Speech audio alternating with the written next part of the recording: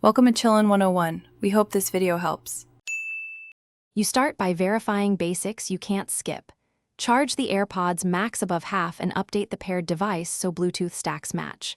Once done, keep the headphones within a couple meters and turn off nearby Bluetooth accessories to avoid collisions. Make sure Bluetooth is enabled, then toggle it off and on to clear transient stack errors. Restart your phone or Mac next. This flushes cached connection states and often resolves handshake failures, so you can attempt pairing right away. If a fresh connect still fails, remove the AirPods Max from the device's Bluetooth list to force a clean handshake. Next, perform a factory reset. Press and hold the noise control button and digital crown together for about 15 seconds until the status light flashes amber followed by white. That clears internal pairings.